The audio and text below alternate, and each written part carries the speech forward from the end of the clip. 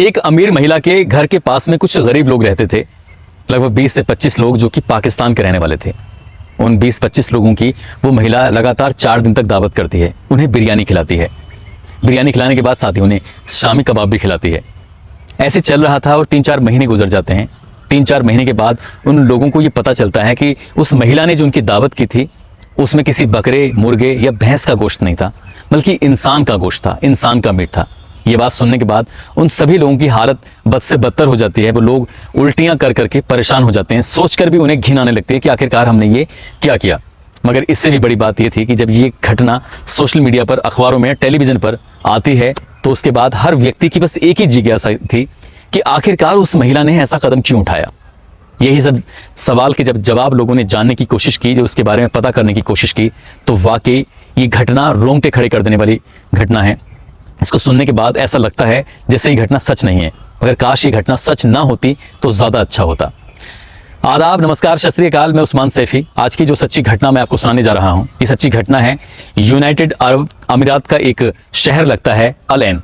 दरअसल ये शहर ओमान की सीमा से सटा हुआ है। यहाँ पर एक 32 साल के आसपास का एक यूसुफ खान नाम का एक लड़का रहता था। वो अगस्त 2018 को वो अचानक से गायब हो जाता है, लापता हो जाता है। जब वो अपने घर नहीं पहुंच रहा है, अपने माँ बाप से नहीं मिल रहा है, तो उसके माँ बाप उस अपने बेटे को लेकर, यानी कि यूसुफ खान को लेकर बेइंतहा परेशान हो जाते हैं। वो छोटे बेटे से कहते हैं कि बेटा, यूसुफ खान का पता तो करो, आखिरकार हमारा लाडला है कहाँ। जब छोटे वाले बेटे से कहा जाता है तो छोटा वाला बेटा अपने भाई को तलाश करने के लिए निकल जाता है और वो हर उस व्यक्ति के पास जाता है जहां पर यूसुफ खान का उठना बैठना होता था, चाहे वो फैक्ट्री हो, चाहे वो दुकान हो, चाहे उसके दोस्त हों या आसपास के लोग हों। सबके पास बारी बारी से जा रहा था, लेकिन अपने भाई का कहीं भी कोई सुराग नहीं लग रहा था। इस बात को लेकर वो रोज अपने माँ बाप से आकर कहता था कि पापा या अब्बू, वो नहीं मिल पा रहा है, मैं क्या करूं। उसके अब्बू कहते थे, बेटा हिम्मत मत हारो, तुम अपने भाई का पता करो। फिर कहीं जाकर जब महीने 2 महीने गुजर जाते हैं, तब वो जाके नजदीकी पुलिस स्टेशन में जाता है और वहां जाकर अपने भाई की गुमशुदगी दर्ज करा देता है। गुमशुदगी दर्ज कराने के बाद पुलिस ने इस मामले को वाकई गंभीरता से नहीं लिया। काश पुलिस ने इस मामले को गंभीरता से लिया होता तो बहुत जल्दी ये केस खुल जाता। मगर यूसुफ खान के भाई ने हिम्मत नहीं हारी और जब लोगों से बातचीत कर रहा था तो बातचीत करते करते उसके सामने एक नाम बारी बारी से आ रहा था और वो नाम था ज़रीन खान का। ज़रीन खान बहुत ही अमीर महिला, जो कि गरीबों का या बहुत सारे लोगों का ख्याल रखती थी। ज़रीन खान का इस यूसुफ खान नाम के व्यक्ति से अफेयर था। वो उसे बेइंतहा प्यार करती थी, अपनी जान से भी कहीं ज़्यादा प्यार करती थी। यूसुफ खान का भाई उस लड़की के पास जाता है और जाकर कहता है कि ज़रीन खान, क्या तुमने मेरे भाई को देखा है? तो ज़रीन खान कहती है कि मैं तुम्हारे भाई को लेकर इतना परेशान हूं, लगभग 3 महीने होने को आए हैं, लेकिन तुम्हारे भाई का कहीं आता पता नहीं है। नंबर भी स्विच ऑफ करके बैठ गया है, न जाने किस बात की नाराजगी है। मैंने कितनी कोशिश की उसको तलाश करने की, मैंने तुम्हारे घर भी जाने की कोशिश की, लेकिन उसका कहीं भी कोई आता पता नहीं चल पाया। कहीं भी उसका सुराग लगता है तो मुझे जरूर बताना। जब ये बात ज़रीन खान उससे कहती है तो उसका छोटा भाई भी अपने भाई को लेकर परेशान हो जाता है। दोपहर का वक्त चला था, खाने का वक्त हो रहा था। वो ज़रीन खान कहती है कि अब तुम घर जाओगे, इसलिए मेरे घर चलो और तुम वहीं मेरे साथ खाना खाने के बाद तुम यहाँ से चले जाना। वो यूसुफ खान का छोटा भाई ज़रीन खान के घर जाता है और घर जाने के बाद वो उसके खाने का वेट कर रहा था। वो खाना बना रही थी। ऐसी ही बातचीत करता करता वो उसकी रसोई में चले जाता है। जब रसोई में जाता है तो वहाँ पर एक बड़ा सा ग्राइंडर रखा हुआ था, मिक्सी ग्राइंडर, जिसमें क्या अलग अलग तरह के मसाले या फिर कोई ऐसी चीज़ पिसाई करते हैं। उसमें जब पिसाई करते हैं तो ऐसे ही वो देखने लगा कि वो ज़रूरत से कहीं ज़्यादा बड़ा था मिक्सी ग्राइंडर। उसकी तरफ देखता है, कहता है कि ज़रीन खान, आपने तो बहुत बड़ा मिक्सी ग्राइंडर लिया हुआ है, आखिरकार इसकी कहाँ ज़रूरत आन पड़ी? वो कहती है कि नहीं, वो आए दिन मैं गोश्त बनाती रहती हूँ, मीट बनाती रहती हूँ, तो इसलिए उसकी ज़रूरत पड़ती रहती है। मैं इकट्ठा ही मीट ले आती हूँ तो इसमें पिसाई करती रहती हूँ। जब ये बात वो सुनता है तो वो उसको देखने लगता है और उसका पहिया, जो उसके अंदर एक कटोरी टाइप की होती है, उसके ब्लेड होते हैं, उसको घुमाने लगता है। और घुमाते घुमाते कब उसके अंदर से, उस ब्लेड से एक हड्डी का छोटा सा टुकड़ा टूट के गिर जाता है। और वो हड्डी का टुकड़ा जैसे वो अपने हाथ में लेता है तो हड्डी का टुकड़ा कुछ और नहीं था बल्कि दांत था। और दांत देखने में ऐसा लग रहा था जैसे कि किसी इंसान का दांत हो। ये बात वो ज़रीन खान से कहता है कि ऐसा लगता है जैसे कि ये इंसान का दांत हो।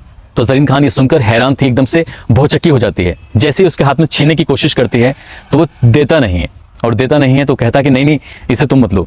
वो जबरदस्ती छीनने की कोशिश करती है। इसी बात पर इन दोनों के बीच में हाथापाई जैसी कंडीशन पैदा हो जाती है। अब यूसुफ खान के भाई को लगता है कि जरूर कुछ ना कुछ दाल में काला है, जरूर कुछ ना कुछ ऐसी बात है जो मुझसे छुपाई जा रही है।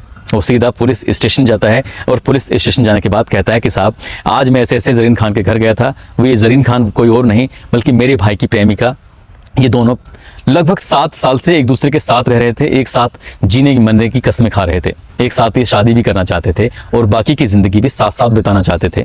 मैं जब उसके घर जाता हूँ तो मुझे उसकी मिक्सी ग्राइंडर के अंदर की दांत मिलता है। पुलिस उस दांत को देखती है और दांत को देखने के बाद जब उसकी जांच कराती है तो पता चलता है कि वो सचमुच इंसान का दांत है। मगर इंसान का दांत उस ग्राइंडर के अंदर क्या कर रहा है, पुलिस ने उसकी जब डीएनए सैंपल लिया और सैंपल लेने के बाद उसके भाई का सैंपल लेने के बाद और उसकी जब जांच कराई जाती है तो सचमुच वो दांत किसी और का नहीं बल्कि यूसुफ खान का था। और ये बात देखकर यूसुफ खान के परिवार के लोग और पुलिस वाले भी हैरान थे कि आखिरकार यूसुफ खान के साथ ऐसा क्या हुआ था।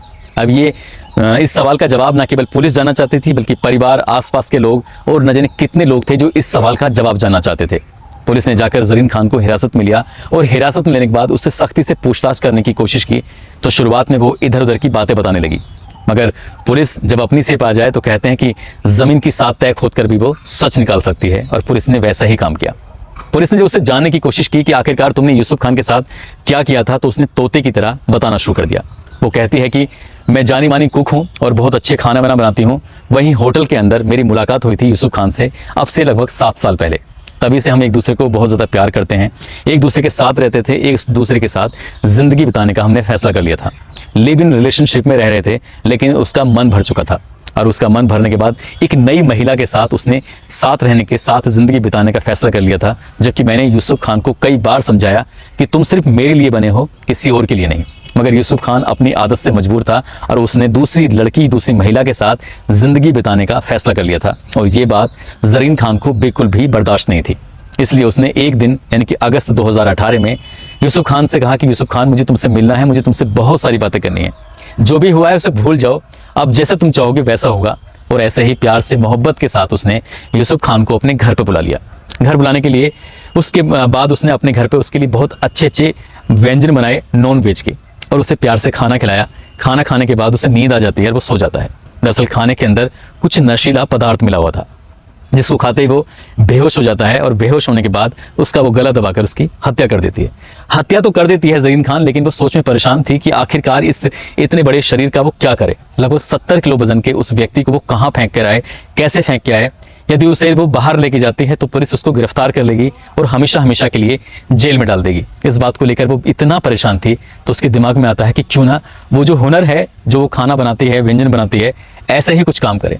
अपने घर में रखी हुई ज्वेलरी, अपने घर में रखे हुए पैसे वो लेकर बाजार जाती है और बाजार से रसोई का वो बहुत सारा सामान लेके आती है। इसमें बड़े बड़े चाकू, बड़े बड़े भगोने, इस तरह की चीज़ें लेके आती है और बड़ी एक ग्राइंडर मशीन लेके आती है और वो लाने के बाद उसने अपने रसोई में रखती है और साथ ही उस बड़े बड़े चाकू जो लेके आई थी उस चाकू से अपने प्रेमी के यानी कि यूसुफ खान की एक नहीं कई सारे टुकड़े कर देती है। और कई सारे टुकड़े करने के बाद उसके शरीर को वो अलग अलग हिस्सों में फ्रीज के अंदर रखती है और फ्रीज के अंदर रखने के बाद बारी बारी से उनको टुकड़े करके अपनी ग्राइंडर मशीन में पीसती है। और उसके ठीक घर के बगल में पास में ही कुछ लोग मजदूर लोग रहते थे। उन मजदूर लोगों का एक झुंड था जो 20 से 25 लोगों की संख्या थी। ये महिला वाकई एक अच्छे घराने से थी, अमीर महिला थी जो कि मोरक्को शहर की रहने वाली थी और वो मजदूरों की समय समय पर मदद भी किया करती थी। एक दिन जाकर वो उन मजदूरों से बोलती है कि भैया लोगों, आप लोग कहीं भी खाना मत खाना, आज मैंने तुम्हारे लिए खाने का इंतजाम किया है, तो तुम लोग आज दोपहर का खाना हमारे घर पे खाना, हमारे साथ खाना।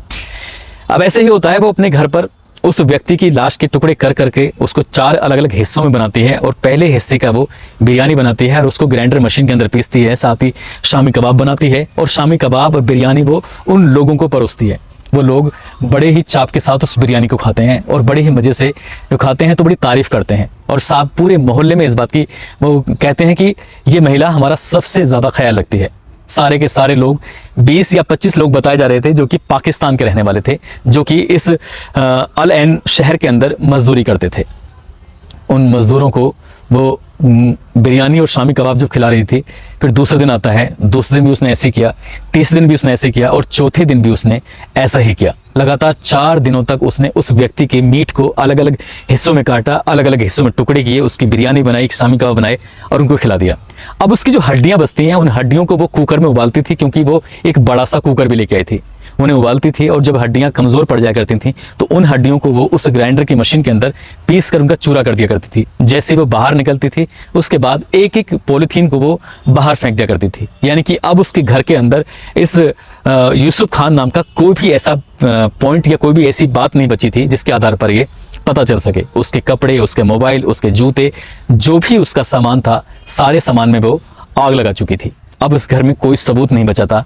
लेकिन कहते हैं कि क्राइम को कितनी भी शातिर तरीके से क्यों ना किया जाए, क्राइम कभी छुपता नहीं है। और ठीक इस कहानी में भी ऐसे ही होता है। एक दांत जो कि ग्राइंडर मशीन में फंस कर रह गया था और वो उसके सगे छोटे भाई को मिल जाता है और वो सगा छोटा भाई लेके पहुंच जाता है पुलिस के पास और पुलिस उसकी डीएनए रिपोर्ट कराती है। डीएनए रिपोर्ट से वो यूसुफ खान से मैच कर जाता है। लेकिन इससे भी बड़ी हैरानी होती है उन मजदूरों को। वो मजदूर कहते हैं कि हमने क्या बिगाड़ा था जो हम लोगों को शामी कबाब और बिरयानी बनाकर एक इंसान का हमें मीट खिला दिया। उन 20 से 25 लोगों की हालत इतनी खराब थी, बहुत ज़्यादा। पुलिस की पूछताछ में वो महिला बताती है कि उसने जो कुछ हड्डियां या कुछ उसके वेस्ट मटेरियल था शरीर का, आंत ओंचड़ी टाइप की जो होती हैं, उन्हें मोहल्ले के कुत्तों को उसने खिला दिया था। दोस्तों वाकई ये बहुत ही भयानक कहानी थी। इसमें पुलिस ने उस महिला को गिरफ्तार किया। गिरफ्तार करने के बाद जेल भेज दिया। फिलहाल ये मामला अभी भी कोर्ट में लंबित है, मामला कोर्ट में चल रहा है। वहाँ की पुलिस, वहाँ का कानून उसको क्या सजा देगा ये भविष्य के गर्भ में छिपा है। लेकिन जैसे ये खबर, जैसे ये बात सोशल मीडिया पर, इलेक्ट्रॉनिक मीडिया पर, अंग्रेजी अखबारों में ये लोगों तक पहुंचती है तो लोग सुनकर हैरान थे कि एक महिला अपने प्रेमी से आखिरकार इस कदर नाराज होती है कि उसके टुकड़े टुकड़े करके उसकी बिरयानी और शामी कबाब बनाकर वो लोगों को खिला देती है। वाकई ये कहानी हैरान करती है, परेशान करती है। दोस्तों इस कहानी को, इस किस्से को, इस घटना को सुनाने का उद्देश्य किसी को परेशान करना नहीं है, किसी का दिल दुखाना नहीं है, बल्कि आपको जागरूक करना है, आपको सचेत करना है। आप प्यार करें, सब कुछ करें, लेकिन किसी को धोखा नहीं दें। धोखा देने का गलत अंजाम होता है, गलत नतीजा होता है। ऐसे इस कहानी में भी हुआ। इस महिला को धोखा मिल रहा था तो वो पुलिस के पास जाकर मदद मांग सकती थी। उसने जो किया वाकई गलत किया, उसको ऐसा नहीं करना चाहिए था, क्योंकि उसकी बाकी की जिंदगी अब सलाखों के पीछे गुजर रही है। अपना ख्याल रखें, सुरक्षित रहें। जय हिंद, जय भारत।